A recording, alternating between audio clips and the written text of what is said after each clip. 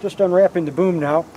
They do quite a job of packaging it, keep it from getting damaged, because this is what they call a pocket boom, which is fiberglass. It's shaped, kind of looks like a war canoe, and when you drop the mainsail, the main drops right down into it uses the lazy jacks, and it just flakes in the boom. It's very simple.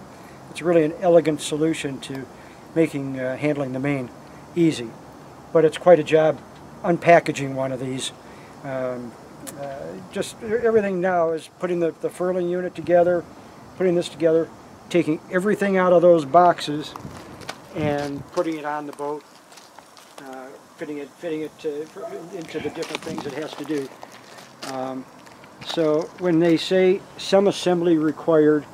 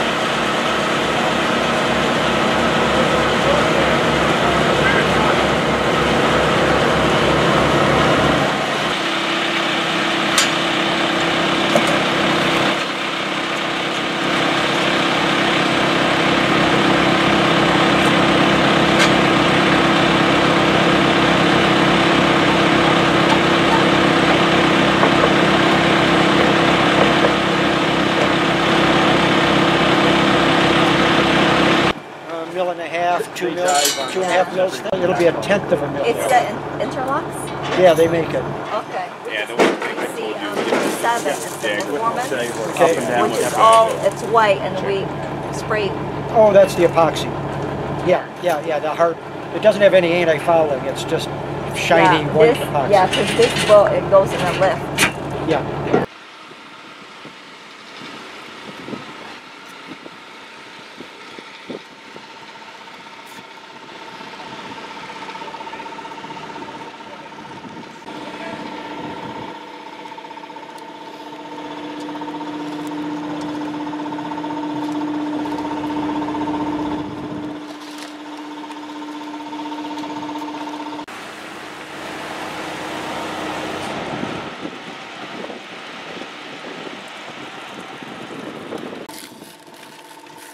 We're working to assemble here a Harken roller furling unit for the inner forestay that the jib's going to go on. And we've just laid everything out alongside the headstay, make sure everything was cut to the proper length, make sure we're really ready to assemble. Once you get started, you're committed because you're putting together with the 3M marine adhesive 5200. Once it goes together, it's never coming apart. So. That's where we are now. We're actually going to start the actual assembly process. We slide each succeeding foil all the way to that end and connect it to the one above it.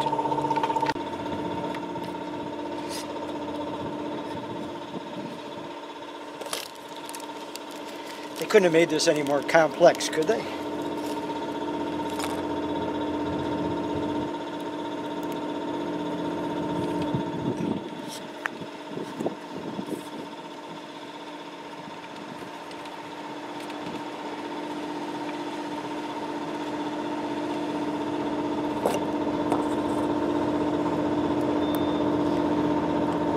say that's Loctite. Yeah, this is Loctite, red Loctite.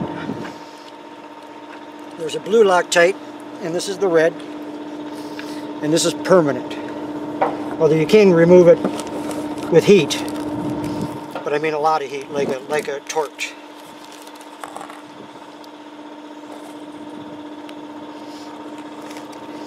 This is 5200, and I think it takes something like a thermonuclear device to get this stuff to let go.